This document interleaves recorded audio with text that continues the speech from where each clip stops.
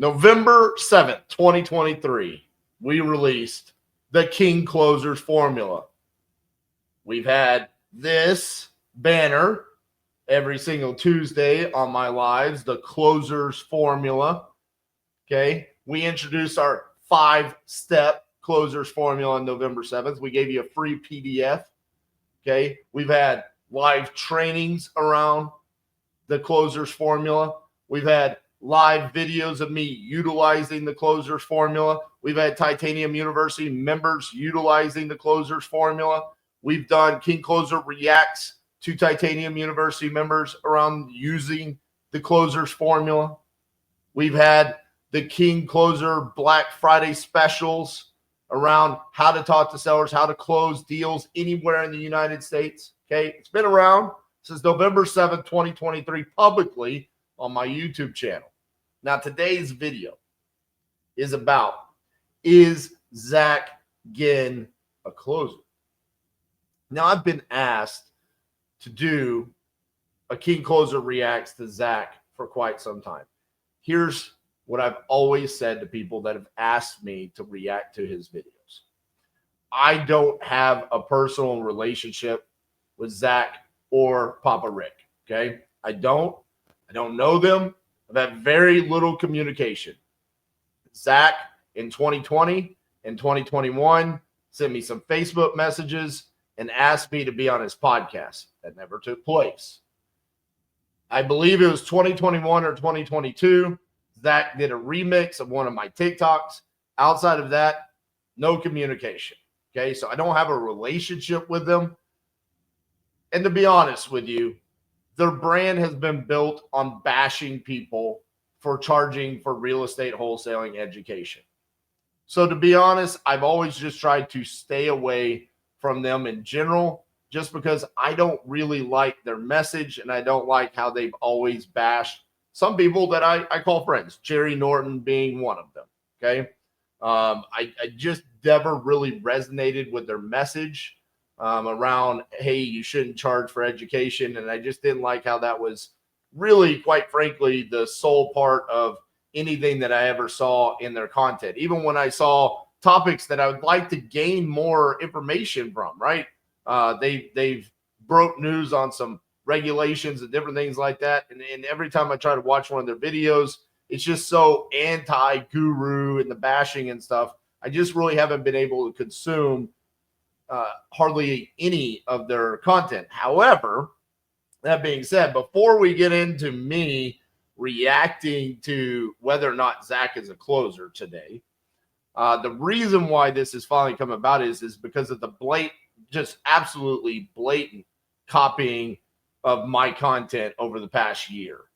And at this point, it's like, all right, like it's one thing with some of the stuff that went on earlier this year, but today I got sent a video and I was like, all right, I'm just going to finally do a King Closer Reacts. I don't really care if they try to bash me or whatever. It is what it is. I just have to kind of bring this to light because, hey, that's what they do. So let's bring it to light. So that being said, here's my YouTube channel. I released this video down here February 11th, 2024. It's called Stop Cold Calling. Now, this video did great. 13,930 views. A lot of comments, 190 comments. All right, which is a lot for a YouTube video. It instantly gained traction. There was a lot of posts on Facebook in regards to it. There was people, talking about this video because it was such a bold statement. Stop cold calling. So again, remember the date, February 11th, 2024. Well, you go to Flip a Rick. This is Zach and Papa Rick's YouTube channel that they do together. They released this video, Stop Cold Calling, on February 15th, 2024. All right. And then again, on the same channel, on May 2nd, 2024, Stop Cold Calling. So just to recap, I said stop cold calling on February 11th, 2024. February 15th, they said stop cold calling. And then on May 2nd, they said, stop cold calling again. Now, you might be thinking, well, whatever, RJ. I mean, there's only so many topics, right? So why is it such a big deal? Well, there's my thumbnail. There's Rick's thumbnail. There's Zach's thumbnail. I mean, come on. Really? It's pretty similar. All right. Now, most recently, I did a video December 4th about Nicole Espinosa being arrested. All right. The reason why I released a video about Nicole being arrested is because I've been known as an associate of her, a friend. I was on TV with her. I've shared stages, podcasts. There was an association. All right. Now, this video popped off. It has 19,000 views at this point. Obviously, it's because of the title. People love the drama. If I had no association to Nicole, I would have never made this video. Quite frankly, I made this video because there were so many people in my life that were worried about me that I made the video to try to just soothe my family and friends' minds about the fact that, hey, I was not associated with the fraud, the alleged fraud, the crimes committed, or anything like that. Now, this is December 4th, 2024. December 6th, Papa Rick goes and makes a video about Nicole Espinosa being arrested. He says, stop wholesaling short sales. The short sell queen arrested Nicole Espinosa. Now, here's the thing. Real quick, I'm gonna remove the video from the screen here. I want to be very clear. Nicole Espinosa was not arrested, and none of the alleged crimes are in regards to wholesaling whatsoever. Now, people went on social media and claimed that I made my video about Nicole Espinosa for clickbait. However, that's not the case whatsoever. I wish I never released that video. I wish I never had to record it. I only did it because of my association with her and quite frankly, to eliminate this kind of propaganda being spread throughout, just making stuff up about the alleged crimes. I actually had the feds in my office, and I know what the alleged crimes were because she stole my signature. She stole my proof of funds and doctored them, allegedly. Rick knows nothing. Okay? Because if he did, he would not be using anything in regards to wholesaling around her alleged crimes, because there was nothing about these crimes that had anything to do with wholesaling. So this, to me, was just clickbait, and I find it funny that it was literally 2 days after I made this video. So far, I've only seen, I believe, 4 videos made in total from the real estate investing community about this. And quite frankly, this one was the one that just shocked me. The other 2 were just breaking down the crimes. This is a full video about wholesaling short sales and just really nothing to do with Nicole Espinosa's arrest. All right. Now, getting back to the closer's formula, my 5 simple step process released November 7th, 2023. Again, redid it. Closer's formula 2.0, 5 simple steps to close more deals, May 28th, 2024. Now, if you look at this, 18,500 views on the most recent one, 25,124 views on the initial one. So what is the common thing here? Stop cold calling, 14,000 views. Nicole Espinosa, 19,000 views. Closer's formula, 25,000. Closer's formula 2.0, 18,000. They come through and they say, my 5 steps, ultimate closer's formula to close more wholesale deals, October 30th, 2024. My 5 steps, closer's formula October 11th. So these are on different channels, right? They have the Flip with Rick. They do it again with Flip with Rick. This is the exact same video, by the way. It's not new content. They're just literally reposting the exact same video. And then Zach has his own channel, My Ultimate Closers Formula. 5 steps to close more wholesaling deals. Listen, guys. I mean, come on. We copy the stop cold calling. We copy the Nicole Espinosa video. But the 5-step closers formula, come on. Like, that's literally part of my brand. I mean, this would literally be like me starting a YouTube channel called With Flip with RJ. I mean, come on. This is crazy. I don't understand it. So I bring this to light because, you know, Oscar Wilde said, imitation is the sincerest form of flattery. But down here it says, important note, the full quote is actually, imitation is the sincerest form of flattery that mediocrity can pay to greatness, which adds a layer of nuance, suggesting that while imitation can be flattery, it might also be a sign that someone is trying to emulate someone considered superior to them. And you're like, but RJ, Flip with Rick has 125,000 subscribers. Zach Ginn himself has 57,000 subscribers. RJ, your little baby channel has 23,000 subscribers. Well, let me tell you something. We go over here and we look at the stats for the year.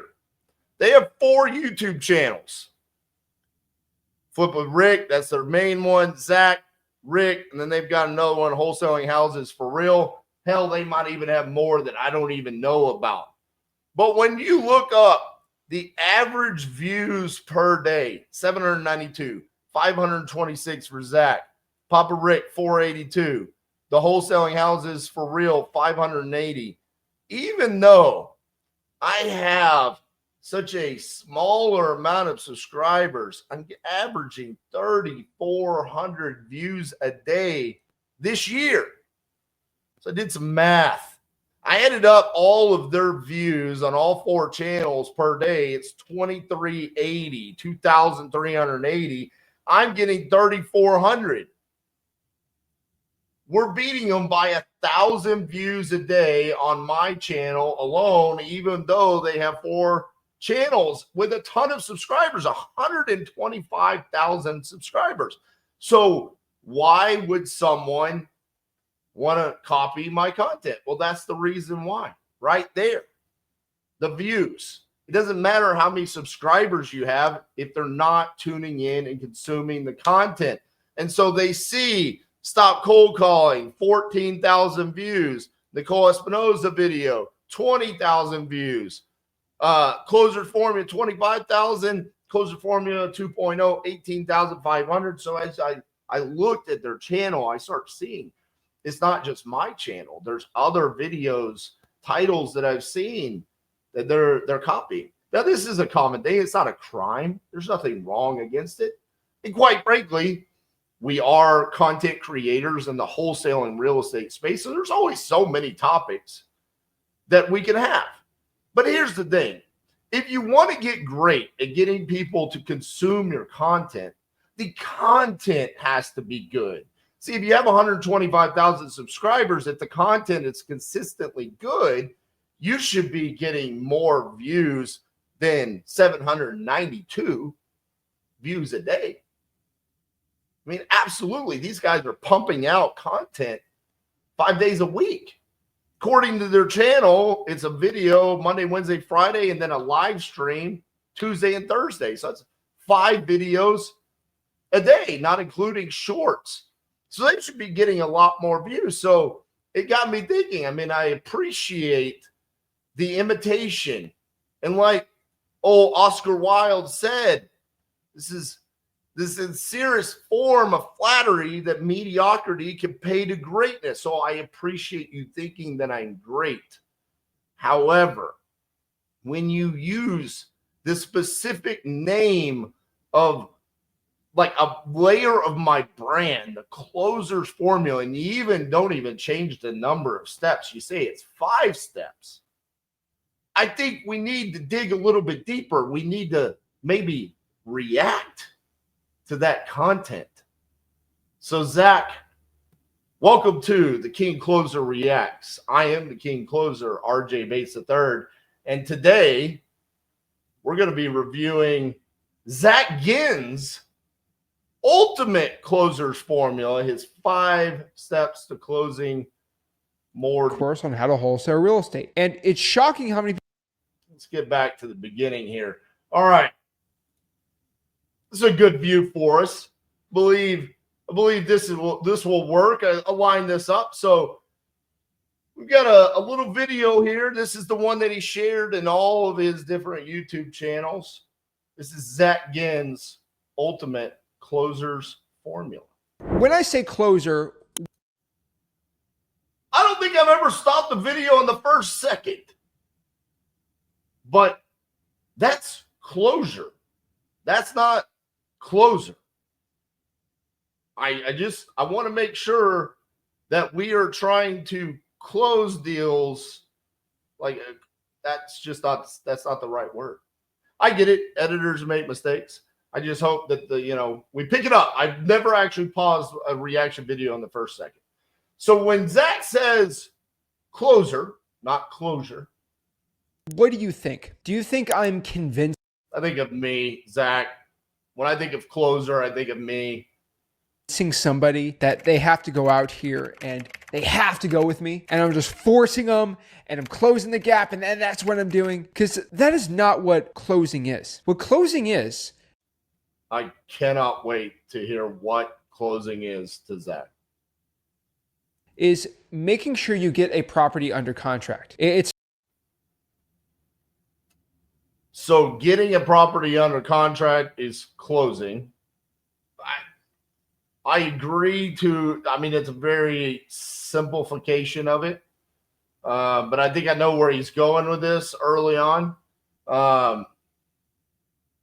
Unique way to start. Especially because you're talking about your ultimate closer's formula. Interesting start.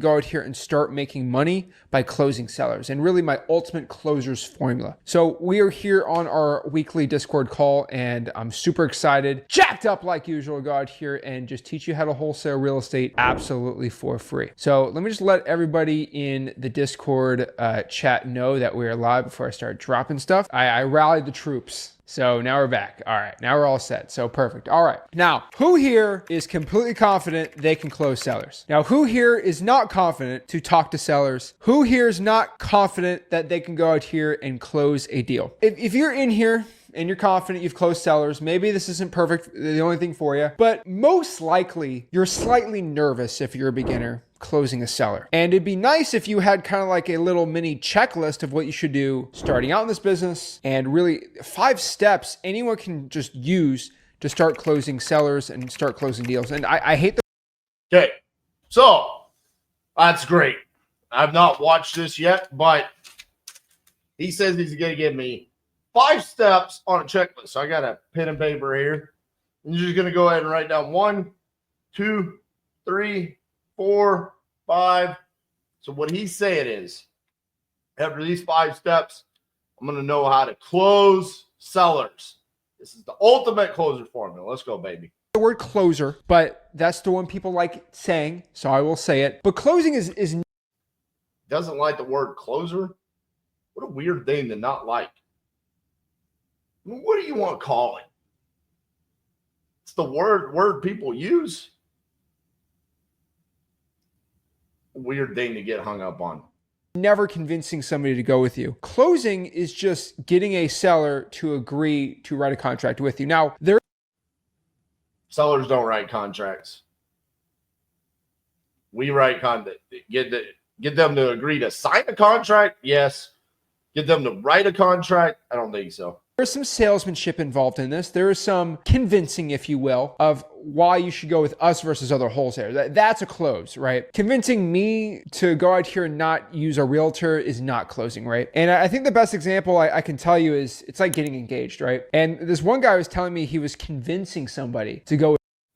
You guys know, if you've watched King Closer Reacts, I love it when we use the marriage analogy. Here we go, baby. All right, let's see what he.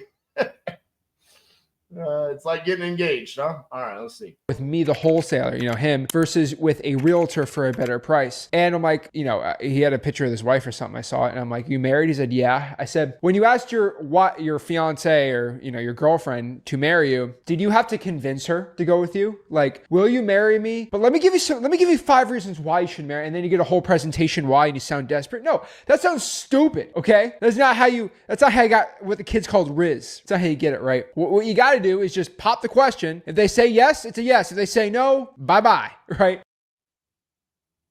I mean, I appreciate the analogy. I don't know one single person that has ever asked someone to marry them and then give them the 5 reasons as to why they should marry them. Pretty sure most people know when they go to pop the question that the answer is going to be yes. Weird analogy, but it's okay. We'll let that one let it slide there, Zachy boy.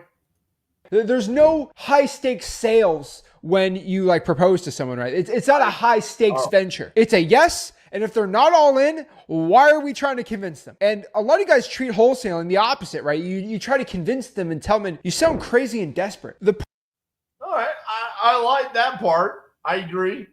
We should not be trying to convince. We're not deal manufacturers. We're deal finders. I like that. Yeah, that's a common part of what I say. So me and Zach are aligned on this. Point of closing and the point of having sellers right now, be able to agree with you and go with you for a deal is all about being able to say the right things and just being in the right situation. So let's talk about the 5 things.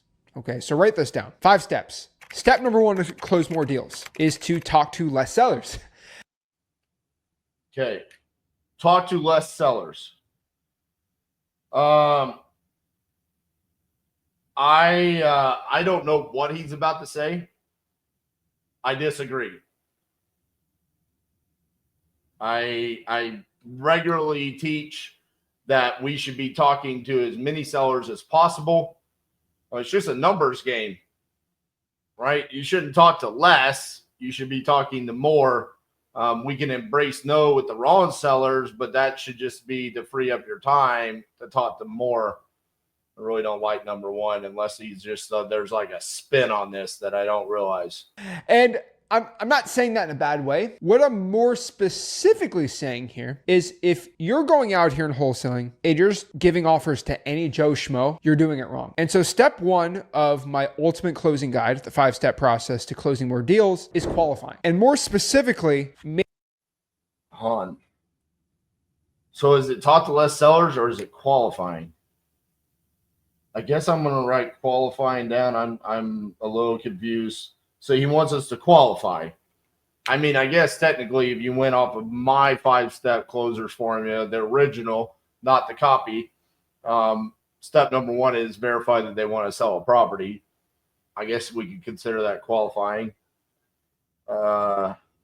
Yeah. Making sure you're only giving offers to people that actually want what you have. And I know it's a crazy concept and a crazy thing to say, but if you're giving offers to people that are not qualified, first of all, they say no more. You feel more upset. You don't get what you actually want. And your morale goes down and you're just ultimately wasting time. You only should give offers to sellers that are qualified. Sellers that actually want to talk to you. Sellers that actually want a cash offer from you. And this is a simple qualification process, right? And so what I like to do is when I talk to a seller, I just go through my 4 things. MCTP. That is by far the greatest slogan I think me and Rick have developed for wholesaling. And I don't think we've... It's just the 4 pillars. You didn't create that. Motivation, condition, timeline, price. Really? Come on. It's been around since before you were born. we founded it right. It's been in books since the 70s. But when you talk to a seller that is looking to sell their property, just ask them 4 basic questions. MCTP. All right. This is motivation, condition, time frame, and price. That is it. And so when you talk to a seller, ask them why they're looking to sell the property. Hey, I'm looking to sell the house because I want the most. I'm so confused. I'll be honest with you, not to just bust his balls the entire time, because I really hope that there's some valuable content in here. Part of the reason why I've never been able to really consume a lot of their content is because, one, they kind of take like ideas that have been around for a while and they claim that it's theirs. But it's confusing. I'm always confused as to what they're trying to say. So step 1 is I need to talk to less sellers. And then I think it's also qualifying. And then when I'm on the phone with a seller, this is all step 1. I'm supposed to ask them why they're looking to sell, what the condition of the property is, what their time frame is, and what their price is. I mean, isn't that just like a script of like what everybody says? I don't understand how this is any different. I don't understand how this gets me talking to less sellers. Most for it. Probably not a good fit. Not going to lie. Condition. Can you tell me a little bit more about the property? Time frame, when you're looking to sell the property, and price, how much you're looking to sell the house for. Now, even for any beginners out here that are super nervous to talk to a seller, you can at least get by asking those questions, because those aren't hard questions to say. And a lot of people are nervous because they're worried about the future. If you ask those questions, they're not going to say anything crazy, right? They're not going to say anything out of pocket. They're going to say pretty normal stuff, nothing out of the ordinary. But it's important to ask these questions because you'll get a feel with the seller. You'll be able to build rapport without actually having to do any work, which is really nice, honestly. And you'll end up doing very well with this. And so qualification is really important. Don't talk to a seller that's not a wholesaling deal. And if the seller wants to sell for a stupid price, they don't really have a good reason why they're looking to sell their house. It's probably not the best opportunity for you. So you want to deal with someone that actually has a real motivation, like a real reason why they want to get rid of their property, a condition of the house that like isn't perfect, and you just want to make sure that the property wants to be sold for cash. You want to make sure that the price is decent. You can always negotiate from there, but just a simple qualification. Hey, I don't know if I should sell my house or not. Hey,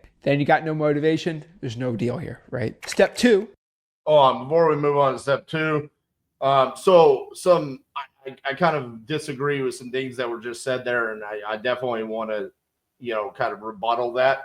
The most common type of seller that wholesalers are going to talk to are the motivated, but the price is incorrect. He is putting a lot of weight there on price, which, quite frankly, maybe the reason why he does not like the word closer is because the closer's responsibility is to actually understand the seller's motivation and then get that price to come down to where it could be a wholesale deal. I regularly talk about this. We do that through education, okay? We do that through understanding their needs, understanding the numbers. We can educate the seller on what the after repair value would be, understand what the rehab needs would be, explain holding costs, closing costs, our profit, and then see if their price or their motivation will match our price. That's the most common wholesale deals that go down. You have to get great at closing those. Otherwise, your cost per contract is going to be extremely high. We have seen this by training thousands of wholesalers. The ones that struggle with average cost per contract are the ones that are not great at closing sellers that have too high of an original asking price. So that's a very strange statement. And there's a lot to unpack there on number 1, because essentially we went through, motivation, condition, time frame, price. And it sounds to me like what Zach is saying is like, hey, if they're not already asking a pretty decent price, then you just got to walk away from those and say, well, it's not for me. I'm all about like embracing no. I say that all the time. But if there's motivation that exists, then we are not walking away from those. It's absolutely our responsibility to come in and try to close those. And quite frankly, the KPI that I have set for our community is you need to be great at closing about 1 out of every 9 of the sellers that are motivated that the price is incorrect. That is a metric, a specific metric that you need to be targeting and going after. So a lot just on step 1. Let's see what step 2 is. Which is what I call conditioning sellers. Now, this is a must, not a maybe, not a I hope, not a hopefully one day. This is a must. Now, let me repeat myself. If you skip step 2, you are not going to close deals. If you skip this rule because you don't feel like doing it, you ain't going to make money. Okay, are we clear? Are we crystal clear? Capiche on this? Good, all right? When you talk to a motivated seller, you have to make sure that they are ready to give you a yes or no decision when you give the offer. I don't care if it's virtual. I don't care if it's in person. I don't care if it's your grandma, your aunt, because I could care less. But you just have to make sure they are ready to make a yes or no decision. The worst possible scenario when you are negotiating with a seller is if they say the M word. What's the M word? Maybe. All right. So there's only 3 ways a negotiation could go in wholesaling. Yes, no, or maybe. Okay. Let me repeat myself one more time. What are the 3 scenarios that a seller can give to you in an offer? Yes, no, and you got to know that if a seller says yes to your offer, woo, that's great, right? That's what we want. But if a seller says no, a lot of people look at that as a bad thing. And you got to know when to just walk away. Like a nice game of poker. If you got a bad card on the hand, it's better to fold than to go all in and try to bluff, right? You're going to double down. There's just too much risk. You don't want to go all in on a bad hand. Same thing in wholesaling. You got to know when just to walk away from the deal, because sometimes when you walk away from the deal, they'll come back to you in a week, a month, heck, 2 or 3 months on a follow-up, and then you get the great deal. But when you say yes to a bad offer, you cannot go back and follow up. Now, there is a risk saying no, going back, they go to another wholesaler. I don't even know what he's talking about right now.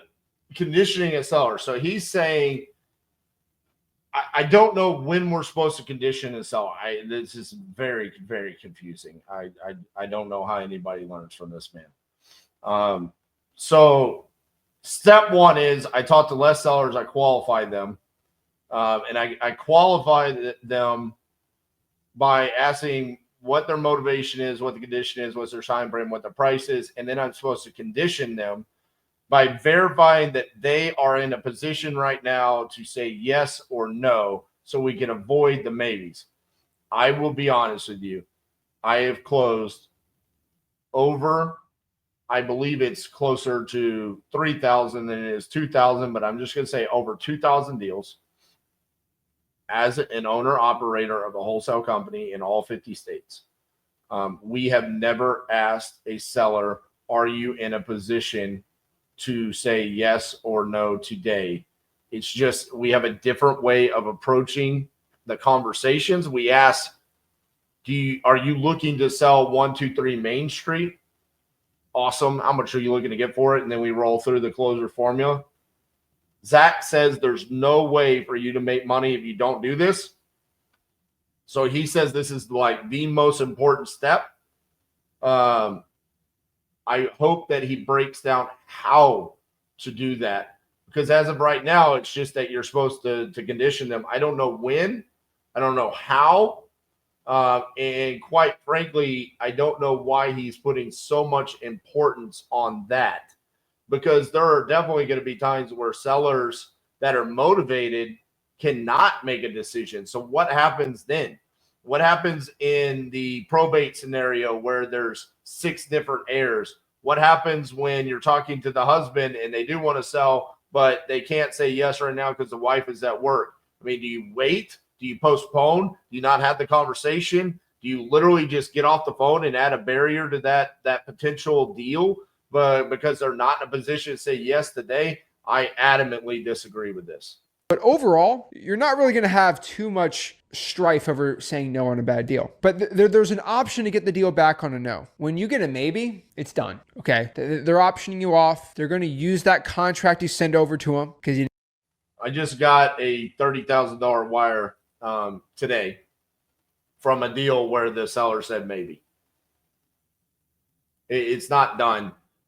Sometimes we are in a competition, right? And in this scenario that I'm using where I got the wire, the seller that I spoke to, it was an inherited property. He inherited it with his brother. His brother worked with someone who wanted to come out and look at the property. They were thinking about purchasing the property. They had already made a higher offer than what I was able to offer on it. They were coming out to walk the property the next day for a second time. He was bringing his wife out to look at it. I said, this is my offer. It's hard and firm. He said, I want to give this other guy an opportunity. He is offering me more money. So I'm not saying no to your offer because I haven't accepted this other guy's. He wants to do this additional walkthrough. So it's a maybe. And I said, well, my offer is this. I will allow my offer to exist until the next day. So for 48 hours, my offer will exist. And 48 hours later, I got the call back. And he said, the guy pitched me a novation. I didn't want to do a novation. So I'm going to accept your offer. So again, this is a very specific example of a wire hitting my bank account, $30,000, Keller, Texas. Mark Bloom bought the property from me. I disagree, Zach. Didn't condition them to other wholesalers, and you're never going to call back. It is a story as early as time for wholesaling in this industry, right? You do not want to get a maybe. Maybes are really, really, really bad. And what you need to do is just make sure the seller can agree to a yes or no decision. I had another person last week, right? They're like, I tried to get the deal, but they had to wait for their husband to come by, or they had to wait for their wife. And I'm like, dude, what do you do condition? And like, what's that? It is shocking, okay? How many people that follow me? First of all, that number is insane, the amount of people that follow me. So thank you for all the support and love. Appreciate it. You do have a lot of followers, just not a lot of consumption of the content, at least on YouTube, in comparison to the amount of viewers. Again, he's saying you have to condition a seller. I'm not understanding how, when, where, and in that example, I'd love for him to tell me, what does he want that wholesaler to do? The spouse has to come home from work. If he is saying get off of the phone and have the phone conversation when both spouses are available, I am telling you, I am coming in and I am sniping that deal from him. And he'll never have the opportunity. That is what closers do. Maybe this is why he does not like the word closer, but closers come in and we do not accept that. We literally just run right through the door and say, so someone else conditioned you? I am here to close you. You guys forever, right? But what is more shocking than the amount of people that follow me is the amount of people that follow me that don't know I have a free wholesaling course called freewholesaling.com. Let me repeat myself again. Freewholesaling.com. How many more times do I have to say the word freewholesaling.com for you to actually get it? Freewholesaling.com. Okay, maybe you guys know it, you just don't. It drives me crazy. I don't know why. But I have a free course called freewholesaling.com. It's a lot of hours of content, but it is a curated course on how to wholesale real estate. And it's shocking. I'm curious, inside the free course, I would love to know. You guys could leave me comments if you made it this far. For those of you that have actually gotten the free wholesaling course, which, by the way, we talk to wholesalers across the country. It's very rare that I've actually ever spoken to someone that has gotten the free course. I mean, I just don't know if they haven't told me or there just haven't been that many people that cross paths with me, because it sounds like we do have very different kind of mindset on how to talk to sellers and how to do wholesaling. I don't know how he does his content inside the course where it's not either bashing a guru or promoting the free wholesaling course, because every time I watch him, it's just like this. Like, dude, I want to know, how do I condition the seller? When, where, how, why?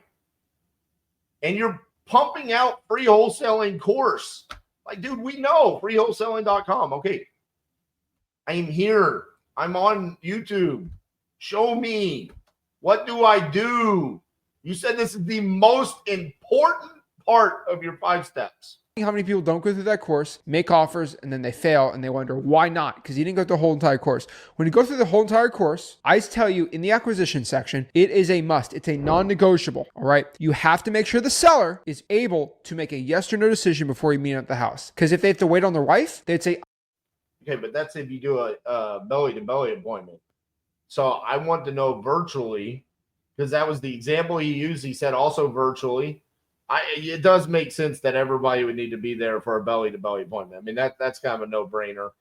That does make sense. But I mean, I'm talking about virtual. Like, I'm on the phone. When do I do that on the phone, and how do I do it? I can't make a decision because I'm waiting on my wife. So rule number 2, when you are looking to close a deal, you have to ask the seller before you meet them at the property or before you give them an offer, are you ready to make a yes or no decision before I go out and meet you at the house. I don't want to waste your time or my time. It's a respectful one-on-one upfront agreement, in my opinion. If you don't do that, you're done. You're cooked. Number 3. Okay, so virtually, we never really learned what to do. I believe he said it there at the end. He kind of wrapped it up where before you make an offer, I guess you're saying, are you ready to make a decision? Again, I don't like making offers. I like actually getting the seller to tell me the price that I need and stair-stepping them down through my actual closers formula. So through to talk to less sellers, you qualify them, and then you condition them. So essentially, we're just doing things to sellers. I don't know where the actual closing part, I don't know where the formula part comes in as of right now. So let's see if number 3 gets us started.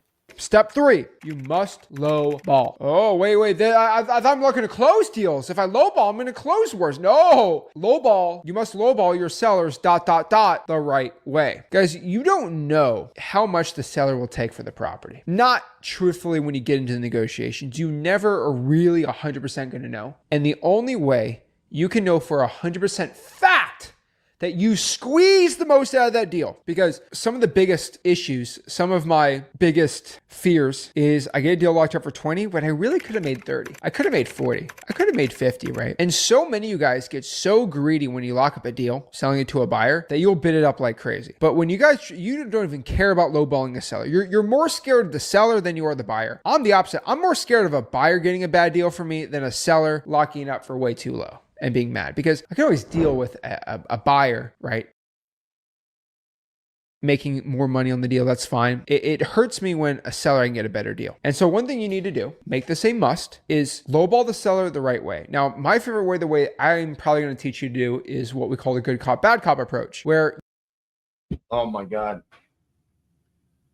I take a minute right now. Oh, this is fucking painful. I'm not going to lie.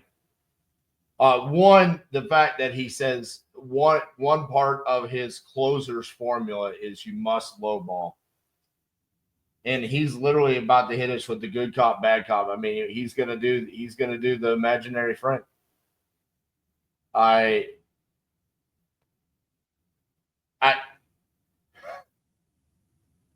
This guy literally bashes so many people in the industry for teaching wholesaling, and he's literally going around and telling people you must lowball, and then you need to play good cop, bad cop.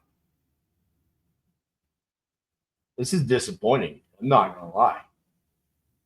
I did not know. Actually, every time I've always talked about the fake finance department, the underwriter, the partner, the lies and the manipulation of sellers and whatnot. I did not know that Zach and Rick were a part of that. Funny enough. Yeah, just disappointing. I guess we'll hear what else is said here. You give a lowball offer, but you blame it on the partner, right? So it's something like, hey, Mr. Seller, I was talking to my partner, Rick, and he told me he was looking to buy the house for around $132,000. Shut up. See what they have to say. One thing I will tell you, all right, is when you do that, they might be mad. They might blow up on you. Okay. Overall, we're going to be both mad at the same person. I know Rick, he's crazy. He always wants to buy you for so low. Oh, I hate that. But that's what Rick said, not me. And the reason is this good cop, bad cop approach have been used by police officers and law enforcement for hundreds and hundreds of years, and they still use it. You know why cops still use it? Because it still works. And they have a lot more high tense negotiations than me. Okay. And a lot of you guys listen to these books called like Never Split the Difference and stuff. And I think Never Split the Difference is a stupid book. And because when you look at Chris Voss, when he's negotiating, Wait. So you're going to say that you should do the good cop, bad cop because cops have been doing this for hundreds of years, but then Never Split the Difference, which is written by an FBI negotiator. That's stupid. Brother, you got to work on your analogies, your stories. This shit is weak. negotiating with terrorists that are looking to chop a mother of three's head off, right? There's really not much negotiation you can do with this, right? There's not much wiggle room. Just chop off a finger, right? No, right? So he can't really split the difference. Oh, can you just cut a couple legs off? Like, crazy, right? Like, you can't do that. But in business, you can, obviously. And I want you guys to really change your mind on the way you look at lowballing. I think you guys really look at lowballing the wrong way. I look at lowballing like a toddler lowballs. And if you ever have any toddlers, you'll know what I'm talking about. I don't have any toddlers, but I know from being a toddler, I've experienced. Why does this guy use analogies and things he doesn't understand? All right, I'm a dad of two, so can't wait to hear his analogy of toddlers and lowballing. A1 experience at this. For example, if you're here a toddler and they negotiate, they're so funny, but they're like, moms are like, I can give you 2 cookies for dinner tonight, and toddlers say, well, I want 500 cookies. Well, why don't we just meet in the middle and you give me 200 cookies for dinner? If you split the difference with the toddler with his insane demands, he gets a huge win out of the situation. And this is why splitting the difference when you have such a ridiculous lowball, even though you're splitting the difference, the lowball is so ridiculous that even splitting the difference makes sense. Think about you're like negotiating for an NBA team. I want $100 million salary. Well, we can give you $20,000. Let's just meet in the middle at $50 million then. Deal. That would be insane. But what's he talking about right now? This is absurd. First of all, that's not how negotiating with toddlers goes, okay? Toddler says, can I have a cookie for dinner? And you say no. That's how that goes down, all right, in the real world. 2, that's definitely not how negotiations go on NBA teams, all right? I mean, just a real poor analogy. More often than not, there's like already super max contracts. It's already a no number what they're going to get. There's not really negotiations. It's more about the term length. Just again, poor analogy. Listen, I get where he's going with the whole never split the difference side of things, where he's saying like, okay, we anchor the seller at 132, but in his mind, his MAO is 180. Then it's going to be a lot more comfortable for that seller to agree to the 180. I get where he's going. This has been around for a while. Zach didn't come up with this. Rick didn't come up with this. This is how people have been doing it. This is right here what I've been trying to rid our industry of. Just to be honest with you, this is just straight a huge pile of horse shit. We shouldn't be playing games with people's lives. He says he doesn't care about what happens to sellers. He says, I always think to myself, if I'm making a 20K rip, could I have made a 30, 40, 50K rip? I mean, bro, our job is to provide equity and or cash flow to our cash buyers, our end buyers, and to solve the seller's problem. Ultimately, it should be a win for the seller, a win for the wholesaler, and a win for your end buyer. That's how I want the wholesale industry run. I don't want people going around and saying, I just hit them with the low ball offer. It's just bullshit, dude. I mean, this sucks. You guys like to go out here and say, I don't ever split the difference. Ridiculous, guys. So the rule that I've always had success is go out here and lowball so insultingly low, blame it on your partner, and then meet in the middle. Heck, I had that challenge I did where I had that one guy, I just did a crazy lowball offer and he wanted to split the difference. Crazy, right? And you saw it literally live on Tuesday. You could have just had a real conversation with him and got him to come to the exact same number. You don't have to be a piece of shit to get him to agree to a number. It's just dumb. I mean, I'm sorry to be this hard, but I didn't know it was going to be this bad. I told you guys I hadn't watched this. This is ridiculous. I mean, I don't understand why this is like we're actively saying that this is the way that Zach and Rick want people doing wholesaling. I mean, this is what tarnishes our industry. This is my career.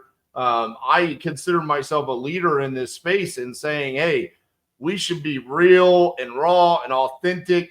When I talk about, when we're talking about the 5 steps, on step 3 of my actual closers formula, we would be asking open-ended questions to identify their motivation for wanting to sell simultaneous to us underwriting and analyzing the deal. Okay. And so what we're really trying to identify is how motivated are you? And does the number that you've already given me work? And if it does, then we move forward. I'm not trying to fucking poke a seller in the eyeball so I can make an extra 10 grand. That's not my job. That's dirty work. I wouldn't want to be this guy. I don't want to be Zach Ginn. This is disgusting to me. So funny, but the stuff I talk about always works. I've been doing it for years and years and years and years. And I just keep doing it because it gets success. It gets deals. I'm not saying it doesn't get deals. It's, are we getting deals the right way? Is there a better way to do this? Because again, to be real here, this is not an original thought by Zach or Rick, just like their content, it appears, is not an original thought. Okay. This is why they're copying the clickbait titles of Stop Cold Calling, Nicole Espinoza is arrested. Hey, my 5-step closers formula. All of this right here has been around for years and years and years. Okay. So this is not original whatsoever. And some of us that are coming up with original ways to do this business have looked at it and said, I want to go home at night and say, I got 2 contracts today. And on both of the contracts, I had a very real conversation with the seller, and the seller said, the best price I could do for you is $132,000. And I say, I could do that. What's your best email so I can send over that contract? And I go, I feel really great about it. You know, this is why we have such a low seller wanting to terminate the contract. You know, the seller remorse. We don't really get that. Some people actually argue with me and say, there's no way in the world you just have such a low amount of seller remorse. Well, it's because of how we navigate the conversations. I mean, I can only imagine what it's like when we are just literally poking sellers in the eyeball right out of the gates with lowball offers. And again, going back to the formula here, it's talk to less sellers by qualifying them. You condition the sellers and then you lowball them. I still don't know what my formula is. I mean, I'm just supposed to call them and say, hey, why do you want to sell? What's the condition? What's your time frame? What's your price? Are you in a position to say yes right now? Okay, $5. That's my formula? Brother, I know why you hate the word closer now. What it is. Step 4. Have you ever heard the term ABL? ABL stands for always be leaving. And this is just knowing when to just walk out of a deal. And I always say this, and I kind of already said this today, but like I've had situations where the deal just wasn't good and I walked away. And the seller comes back, you know, they come back that day, or they come back literally while I'm walking in the car and say, I'll take it. You got to know when to walk away. Sometimes the seller comes back a week or 2 later. Sometimes the seller never comes back at all. But it is better to do that than to accept bad offers or bad deals. Now, why does he keep saying it the way I don't it's honestly the way that he misphrases things, it makes me literally wonder, like, bro, what do you not understand what you're saying? He just said it's better to be leaving than you accepting bad offers. Like, what is he saying? Like, that's such if I'm new, right, and that's his target avatar audience, the new wholesaler that needs to learn this, the way that he says things, sometimes I'm like, so the who's making the offer? Because he's saying it's better for me to be leaving than to say yes to a bad offer. But the way that you're literally preaching this is you should be making the offer as the wholesaler. I somewhat agree to the always be leaving to a certain degree, right? I mean, the pull away when it's not a good deal, right? Embrace no. Like, you know, hey, Mr. and Mrs. Seller, I see an ARV of X. I see a rehab of this. So based off of that, I need to be at this number. And they say, no way. Okay, I don't think I'm a good fit for you.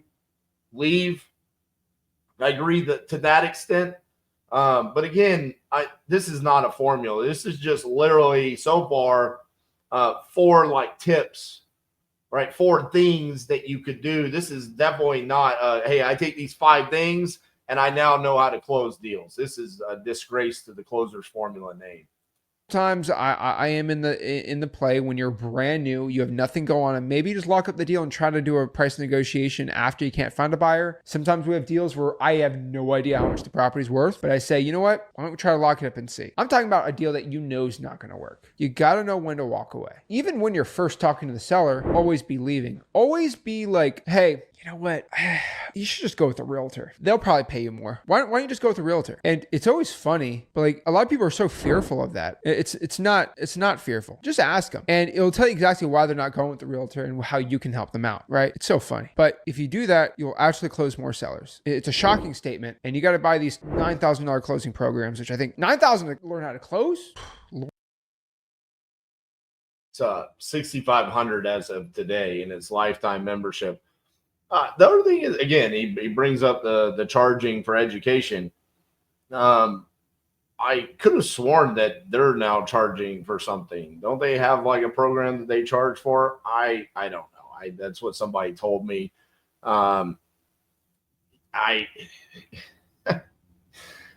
Brother, if someone's watching your content, yeah, they're going to need to pay for the ability to learn how to close, because this doesn't explain anything. This doesn't show anybody how to close at all. This is not a closer's formula. I am so confused as to how you think this is supposed to flow, what I'm supposed to say to sellers, when I'm supposed to say it. This is just a goofy mess.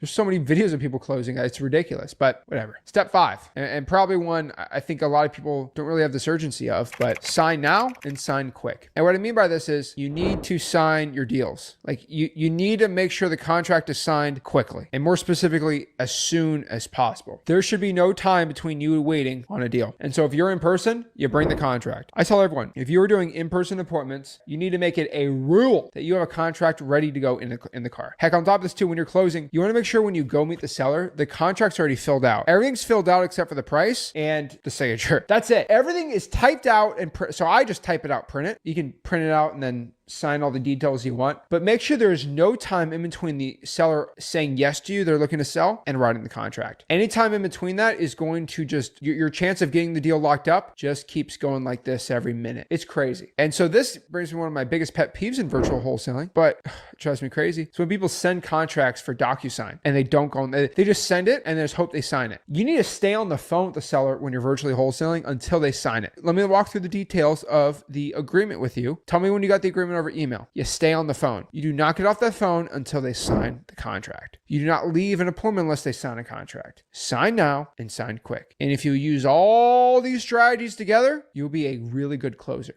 So remember, step 1, qualify the seller. Make sure you're talking to the right people. Step 2, condition them. Make sure they're ready for a yes or no decision. Step 3, lowball like crazy, ... the right way. Step 4, ABL, always be leaving. And step 5, sign now and sign quick. This is how you close sellers. I promise you, I can get really anyone to 80% of my skill set closing sellers. Not because I'm the greatest closer of all time, but because it's not that hard to get you that level. For me to get you 80% of my income level, that's a lot harder to do. 80% of the amount of deals I have, that's a marketing thing, right? But when I talk about 80% of my skill set on closing sellers, any Joe Schmo out here can do it.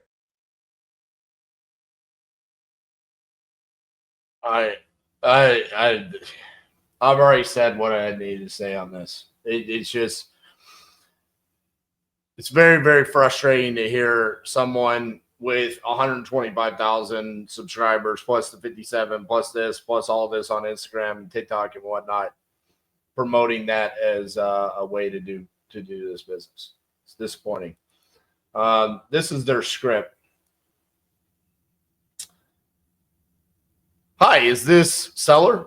Yes, this is him. Hi, this is Zach with Flip with Rick. How's your day going so far? Good. Why are you calling me? I'm calling in regard to your property at 123 Main Street, and I had a question about it. Is this the owner? Yes, this is the owner. What do you want to know? I was driving around the neighborhood, and I really liked the area, and I wanted to reach out to the owners around 123 Main Street to see if they might want a cash offer on the property. Well, actually, I was thinking about selling it. Okay, why are you thinking about selling? Okay, so there he is. This is where he's going into motivation. Ask questions. What's the condition? So condition, is the property vacant? So occupancy. How long did you be thought about selling the property? Where are you going to move? I buy the house. Okay, so he goes into the 4 pillars. He hasn't asked price yet, I don't believe. What's your offer? Well, I can give you an offer now, but wouldn't you rather me look at it? So this is just to go see the property. That makes sense. What time can you look at? So this is just a script to go set an appointment. So looking at this script that they give for free, because everything that they give for free, except for the program that they charge for, it doesn't include, I don't know how I'm qualifying them, because he says, hey, you only talk to sellers, you only schedule appointments on the sellers that want to sell for the low, the cheap. Nothing in this script talks about that. So his script right there ignores step 1. Conditioning sellers on the script. It doesn't say anything about conditioning on the script. This does not have anything in the script about virtually making an offer where you can lowball. Nowhere on here is he leaving in the script on the always be leaving. And then the last one, sign now and sign quick. Yeah, I mean, everybody, I think, would agree that if you send someone a contract, you should try to get them to sign as quickly as possible. That's not a revolutionary thought. I mean, listen, this is disrespectful to the closer's formula, the actual closer's formula, the one that I came up with. I mean, it is what it is. I don't care what you call something, what you name it. It doesn't fucking matter. We could call this RJ's method and we could call that Zach's method, okay? This is just straight chasing clicks, trying to get people to come in. This is not moving the needle for people. No one can watch that video and say, I'm now a better closer from it, okay? What I wish they would have done is see the clickbait titles, see the thumbnail, and see the amount of views and say, I'm going to copy that, and then just literally straight fucking copy the content, because my content was actually good. It actually made sense. It moved the needle for people's businesses. And it's a better way for the wholesaling business and industry to do this business moving forward, making sure that we're taking care of sellers' needs, being raw, real, and transparent, not lying and manipulating to them and lowballing them and pretending like we have imaginary friends sitting there. I mean, dude, it's not a good way to do business anymore, okay? We're not in the 70s or 80s anymore. Like, let's move on from that. There's a more transparent way for us to do business. And we're seeing that works. It's what leads to the success that we're seeing inside of Titanium University. And it's what you've seen me do live on YouTube since 2020, where you could sit there and you could see me have conversations with sellers. You cannot find one video where I quote unquote lowball a seller. In fact, what you will see differently is multiple upon multiple videos where I refuse to lowball the seller and say, you need more than what I can give you. And then if the motivation comes down, then we will have a conversation about what I need to buy the property for. But just straight lowballing people, I mean, I can't believe that they stand for that. I can't stand the fact that they always are bragging inside of all of their videos about how they give things out for free, and then they rip a clickbaity title like the closer formula, half-ass something together and say, here's 5 steps, and it not even follow the free script that they're giving out. It's disappointing. For the amount of people that follow you, that you think, here's what I ask, Zach and Rick. Be better. Be better for those followers. Put together better content. Put together more time, effort, and energy to putting stuff out that moves the needle for them and makes the wholesaling industry better. That's what I ask. Is that Ginn a closer? I have no idea after watching that video. If it's based off of that, absolutely not. I know that he has videos of him talking to sellers. I've seen some of the shorts and the reels. I've seen him close deals. He claims he makes like $800,000 a month. I don't know if those are off of him being on the phone. I'm assuming the majority of those are just through his joint venture program. That's all I can say. This is disappointing. I think the industry deserves better from people that are putting out content and saying this is the best way to do wholesaling. That's my take.